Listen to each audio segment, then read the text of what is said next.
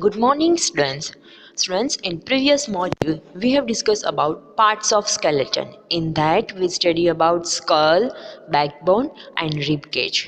Today, we discuss about limbs, girdles, joints, and types of joints. Let's start with the limbs. There are two pair of limbs in our body: a pair of forelimb or arm, और a pair of hind limb और leg. तो ये दोनों हम detail में discussion करेंगे. Let's start with forelimb और arm. Arm में टोटल 3 बोन्स प्रेजेंट होते हैं. Upper arm has only one bone called humerus. Upper arm में एक ही बोन होता है जिसको बोला जाता है humerus. The lower arm has a 2 bone. Lower arm में 2 बोन होते हैं, radius and ulna. The finger have 3 small bones and thumb has 2 small bone. Fingers में 3 small bones होते हैं and thumbs में 2 small bones present होते हैं. Wrist is made up of many small bones called carpals. And wrist का जो portion होता है वहाँ पे छोटे छोटे कितने सारे बोन्स होते हैं, many small bones होते हैं, जिसको बोला जाता है carpals. ठीक है स्टूडेंट, तो ये आर्म का समझ में आया ना. फोर लिम्ब और आर्म, 2 लिम्स प्रेजेंट होती हैं. फोर लिम्ब को आर्म भी बोला जाता है एंड हिंड लिम्ब को लेग. ठीक है, तो टोटल 3 बोन्स आर्म में प्रेजेंट होते हैं, radius, ulna and humerus. Fingers में 3 बोन्स, थंब में 2 बोन्स एंड रिस्ट में स्मॉल बोन्स प्रेजेंट होते हैं. नेक्स्ट देखते हैं हिंड लिम्ब या leg. The bones of leg are joined to spine by hip girdles. Bones के जो leg के जो bones है वो joint होते हैं spine के साथ by hip girdles. The upper leg has one bone. Upper leg में एक bone present होता है जिसको femur और thigh bone भी बोला जाता है. It is the longest bone in our body. हमारे body में ये सबसे बड़ा bone है. The lower leg has 2 bones called tibia and fibula. And lower leg में 2 bones present होते हैं, that is tibia and fibula. Ankle is made up of many small bone called tarsals. And ankle में छोटे छोटे small bones present होते हैं, many small bones present होते हैं, जिसको tarsals बोला जाता है. Toe have 3 small bone. toe का जो पोर्शन होता है वहाँ पे 3 small bones होते हैं and big toe has 2 small bone. And जो big toe का पोर्शन है उसमें 2 small bone प्रेजेंट होते हैं. ठीक है स्टूडेंट, तो ये हुआ हिंड लिम्ब और लेग के बारे में. ठीक है, और ये जो बोन्स है लेग के वो जॉइंट होते हैं स्पाइन के साथ by hip girdles. The forelimb are joined to backbone through a shoulder girdles. Forelimb होता है वो backbone के साथ joint होता है through shoulder girdle. And hind limb होता है वो spine के साथ joint होता है by hip girdles. Student, अभी आपको क्या करना है, आपके एक फ्रेंड को बोलना है कि वो अपने हैंड से वॉल को पुश करें और फिर आपको बैक साइड से ऑब्जर्वेशन करना है. बैक साइड से जैसे आप ऑब्जर्वेशन करोगे तो वो जैसे वो वॉल को पुश करेगा आपका फ्रेंड, तो शोल्डर के पास बोन्स है वो बाहर की साइड निकलते हुए आपको दिखेंगे.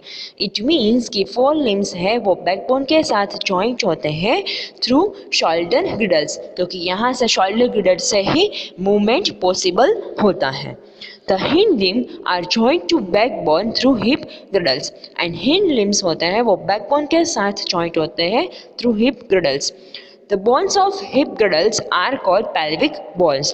And जो hip girdles में bones present होते हैं उस bone को बोला जाता है pelvic bones. ठीक है स्टूडेंट, आपको समझ में आया ना girdles के बारे में and limbs के बारे में. There are 2 type of girdles in our body, shoulder girdles and hip girdles. ठीक है, तो 2 टाइप के girdles प्रेजेंट होते हैं एंड 2 टाइप के लिम्स भी हमारे बॉडी में प्रेजेंट होते हैं. There is forelimb and hind limb. देखो अभी आपको यहाँ से एक्टिविटी करनी है. यहाँ पे आपको क्या करना है, यहाँ पे आपको बॉडी पार्ट्स एक टेबल बनाना है, उसमें डिफरेंट डिफरेंट बॉडी पार्ट्स के नेम लिखने हैं और वो रोटेट कम्प्लीटली हो रहे हैं, पार्शियली हो रहे हैं, बेंड हो रहे हैं, लिफ्ट हो रहे हैं या रोटेट नहीं कर रहे हैं, तो ये आपको मार्किंग करना है। तो सबसे पहले करना है नेक को क्या करना है, मूवमेंट करना है, अप एंड डाउन मूवमेंट करना है, लेफ्ट राइट मूवमेंट करना है, रोटेट करना है। देखो जैसे आप नेक को ऐसे हम मूवमेंट करवाएंगे तो नेक का पोर्शन सिर्फ लिफ्ट कर सकता है, बैंड हो सकता है एंड पार्शियली रोटेट हो सकता है, अप एंड डाउन भी हो सकता है bend and left and right भी ऐसे बेंड हो सकता है एंड पार्शियली रोटेट हो सकता है। फिर क्या करना है, रिस्ट को ऐसे बॉडी पार्ट्स को मूवमेंट करवाना है, तो रिस्ट क्या करेगी, रोटेट कम्प्लीटली होगा, फिर होगा बेंड भी हम उसको करवा सकते हैं एंड लिफ्ट भी रिस्ट के पोर्शन से हो सकता है। नेक्स्ट है फिंगर में सिर्फ क्या हो सकता है, बैंड हो सकता है। फिर है नी के पोर्शन, तो उसमें भी हम क्या कर सकते हैं, सिर्फ बैंड करवा सकते हैं। फिर एंकल का पोर्शन, तो उसमें भी क्या हो सकता है, पार्शियली रोटेट हो सकता है एंड बैंड हो सकता है। फिर टो, उसमें भी बेंडिंग हो सकता है। फिर बैक का पोर्शन है वो पार्शियली रोटेट होगा एंड क्या होगा, बेंड हो सकता है। देखो हम कैसे ऐसे आगे पीछे बैकबोन का पोर्शन है वहाँ से बेंडिंग करते हैं। नेक्स्ट वन हेड का पोर्शन, तो वो टोटली फिक्स्ड जॉइंट वहाँ पे प्रेजेंट होते हैं तो वो मूवमेंट नहीं करेगा। फिर एल्बो का पोर्शन आपको करवाना है मूवमेंट, तो वो सिर्फ बेंड कर सकता है एंड लिफ्ट कर सकता है। फिर आर्म को क्या करवाना है, मूवमेंट करवाना है, तो वो रोटेट कम्प्लीटली होगा आर्म से एंड बेंड भी हो सकता है एंड लिफ्ट भी हो सकता है। तो ये सारे बॉडी पार्ट्स को मूवमेंट करवा के आपको ऑब्जर्वेशन करना है, रोटेट कम्प्लीटली हो रहा है, पार्शियली हो रहा है, बेंडिंग हो रहा है या लिफ्ट हो रहा है। ठीक है स्टूडेंट, अभी क्या करना है, आपको एक एक्टिविटी से ऑब्जर्वेशन करना है। इस एक्टिविटी में क्या दिया गया है, to show that we can bend और move our body only at those point where bones meet. हम हमारे बॉडी पार्ट्स को बेंड करवा सकते हैं, मूव करवा सकते हैं, कहाँ से, जिस पॉइंट पे दो बोन्स मीट होते हैं वहाँ से ही। बोन अकेला खुद मूवमेंट नहीं करेगा, दो बोन्स जहाँ पे मीट होते हैं वहाँ से ही बेंडिंग हो सकता है। उसके लिए एक वुडन स्केल चाहिए एंड स्ट्रिंग चाहिए। अभी आपके फ्रेंड के जो आर्म का पोर्शन है वहाँ से आपको वुडन ब्लॉक रख के फिर स्ट्रिंग से टाई करना है। Ask your friend to tie wooden scale your arm together so that elbow is in centre. Elbow centre में आना चाहिए, ऐसे टाई करना है। Even if you try hard you can not bend your elbow. अभी क्या करना है, एल्बो को बेंड करवाना है, तो एल्बो बेंड होगा नहीं होगा।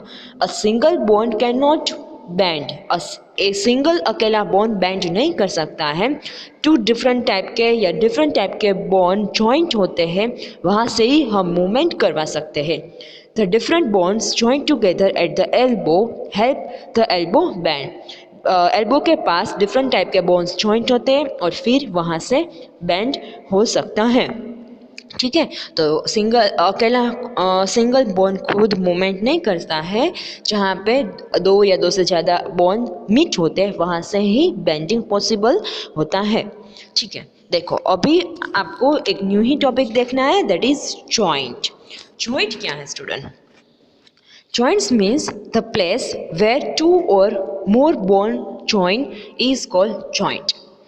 Joint means जहाँ पे दो या दो से ज़्यादा बोन मीट होते हैं, उस एरिया को, उस प्लेस को बोला जाता है joint.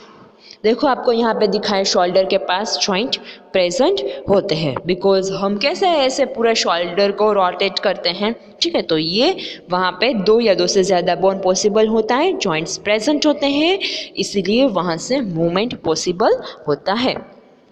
There are different type of joints present in our body. हमारे बॉडी में डिफरेंट 3 टाइप्स के joints present होते हैं। immovable या fixed joint, slightly movable joints and freely movable joints. ठीक है, तो ये तीनों के बारे में डिटेल में अभी डिस्कशन करना है। इमूवेबल जॉइंट्स स्कल में प्रेजेंट होते हैं, स्लाइटली मूवेबल जॉइंट्स बैक के पास, एंड फ्रीली मूवेबल जॉइंट्स होते हैं वो शोल्डर गिडल्स होते हैं, हिप गिडल्स होते हैं, वहाँ पे प्रेजेंट होते हैं। तो सबसे पहले देखते हैं इमूवेबल और fixed joint. The fixed joints do not allow any movement between the bones.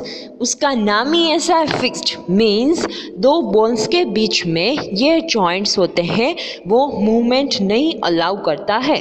Like school का जो पोर्शन है उसमें सारे बोन्स होते हैं वो फिक्स्ड होते हैं except lower jaw. The bones of skull have a fixed joints that do not allow any movement in bones. Only lower jaw can move. Next, slightly movable joint. Slightly movable joints are allow little movement. इसके नाम से ही पता चल जाता है कि slightly movable joints क्या करते हैं, वो little movement allow करते हैं bones को। Joints present between the vertebrae in the backbone are slightly movable joints. Backbone में जो vertebrae present होते हैं वहाँ पे कौन से टाइप के joints present होते हैं, slightly movable joints। इसीलिए हम ऐसे up and down कर सकते हैं, bend कर सकते हैं। This joint provide more support और ये joint हमारे body को support करने का भी काम करता है। ठीक है स्टूडेंट, तो ये समझ में आया ना fix joint and slightly movable joints के बारे में। गुड, चलो ये आपको याद रखना है, फिक्स जॉइंट कहाँ पे प्रेजेंट होते हैं एंड स्लाइटली मूवेबल जॉइंट्स कहाँ पे प्रेजेंट होते हैं। ठीक है student, next one, freely movable joints. There are 4 different type of freely movable joints, that is ball and socket joint, hinge joint, pivot joint and gliding joint। ठीक है, तो ये 4 टाइप के फ्रीली मूवेबल जॉइंट के बारे में detail में discussion करना है। तो सबसे पहले देखते हैं, ये देखो आपको फिगर में 4 टाइप के फ्रीली मूवेबल जॉइंट्स के बारे में दिखाया है, ball and socket, hinge, pivot and gliding joint. तो सबसे पहले देखते हैं बॉल एंड सॉकेट जॉइंट। ठीक है स्टूडेंट, देखो नाम से ही पता चल जाएगा कि जो स्लाइटली मूवेबल जॉइंट जो फ्रीली मूवेबल जॉइंट है उसमें पहला है ball and socket joint. In this type of joint ball shape end of one bone fits into hollow cup shaped socket of the other bone। इसमें क्या होता है, एक बोन है वो बॉल की तरह वर्क करेगा, बॉल शेप उसका स्ट्रक्चर होगा, और वो दूसरे बोन होता है उसका शेप होता है कप शेप होता है, सॉकेट जैसा उसका स्ट्रक्चर होता है, उसमें फिक्स होता है और वहाँ से ही ऑल डायरेक्शन में मूवमेंट पॉसिबल होती है। The ball shape end of one bone fit into hollow cup shape socket of other bone. The joint allow maximum movement in all direction और यहाँ से maximum movement possible होती है। Joint between shoulder and arm and between hip and leg are example of ball and socket joint। देखो आपको यहाँ पे दिखाया है, ये joint कहाँ पे present होते हैं, arm and shoulder के बीच में and leg and hip के बीच में ये joint present होते हैं। ठीक है, ball and socket joint, और वहाँ से ही maximum ऑल डायरेक्शन में मूवमेंट पॉसिबल होता है। देखो आपको यहाँ पे हिप एंड शोल्डर का दिखाया है, वहाँ पे ball and socket joint present होते हैं। ठीक है student, next one, hinge joint.